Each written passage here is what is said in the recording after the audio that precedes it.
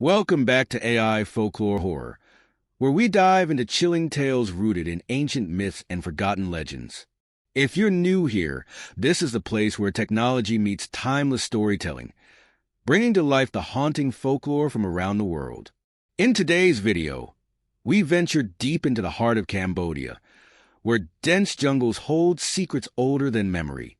Among the whispering trees and shadowed paths lies a story of a cursed guardian, a spirit bound to protect the living and the dead.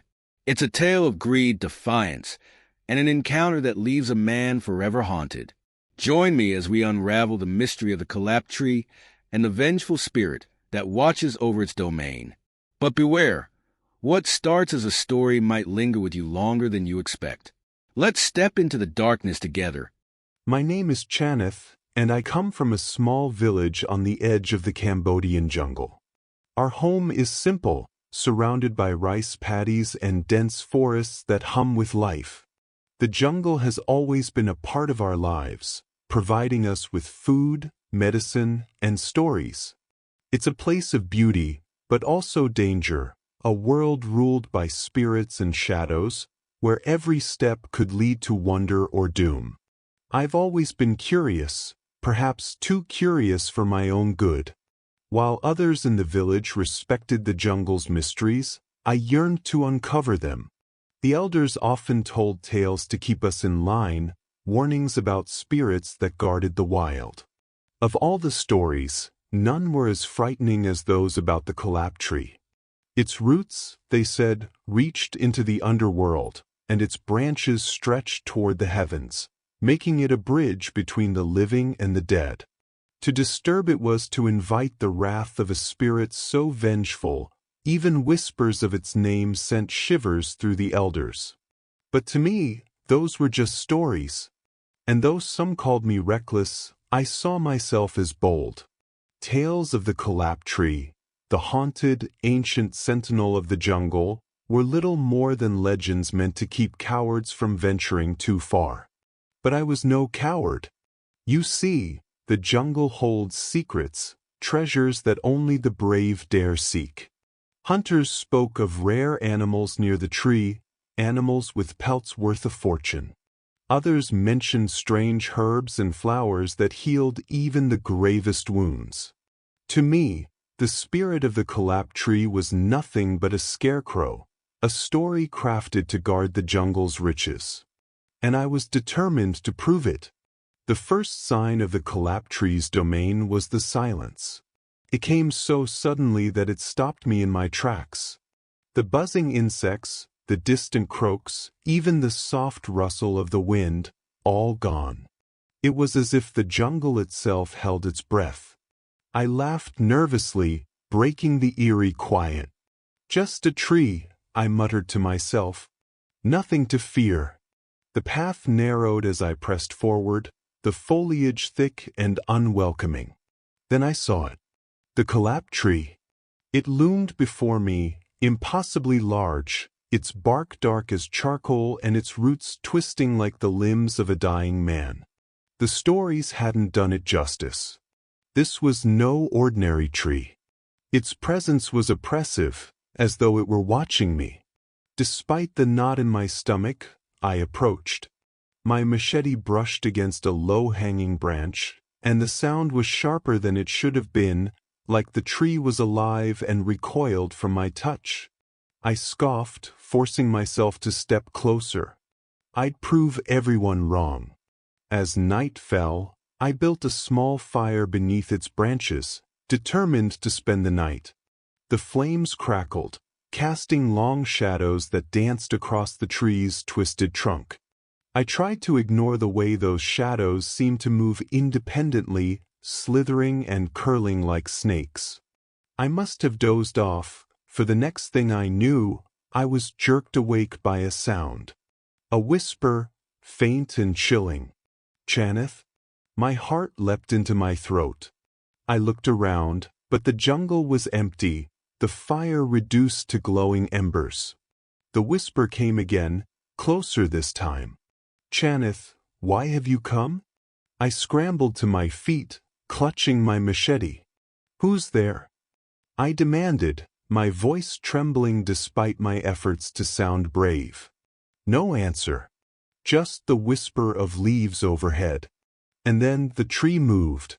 Not the wind swaying its branches, the tree itself shifted. Its roots coiled like serpents, digging deeper into the earth, and its trunk groaned like an old man rising after a long sleep. "You've disturbed my slumber," the voice said, and this time, it came from everywhere and nowhere at once.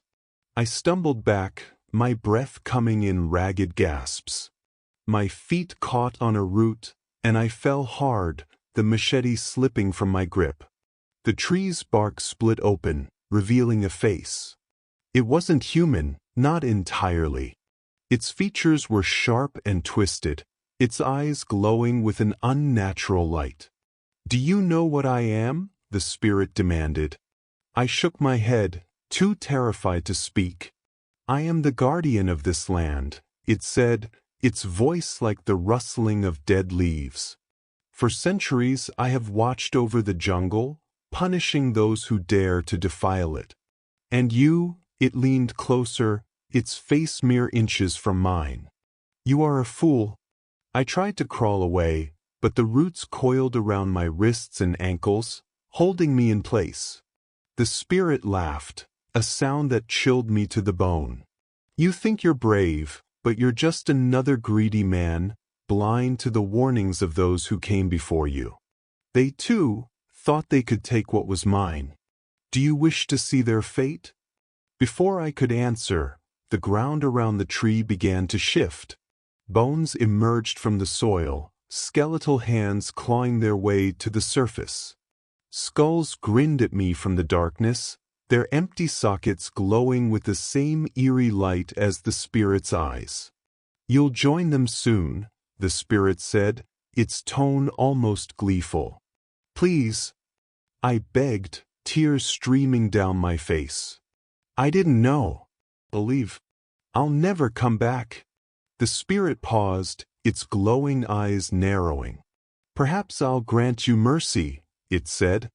"But mercy comes with a price." "Anything," I cried. The spirit leaned closer, its voice a whisper in my ear.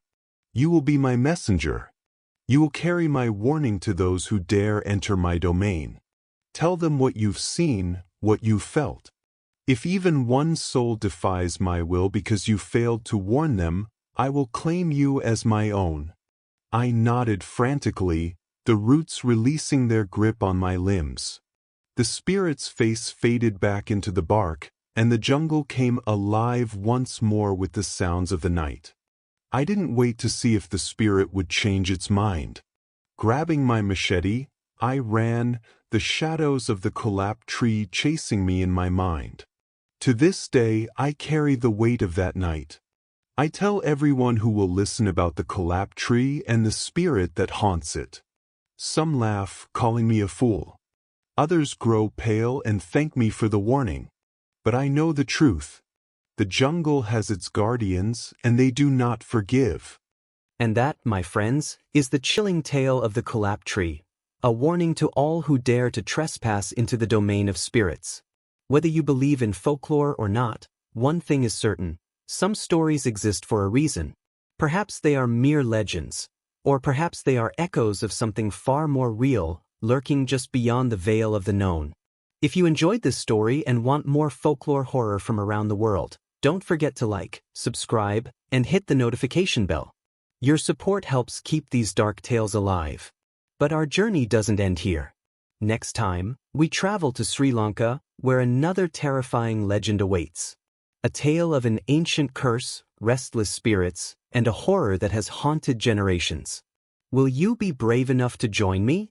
Stay tuned for our next story on AI folklore horror, and until then, be careful where you wander. Some legends are more than just stories.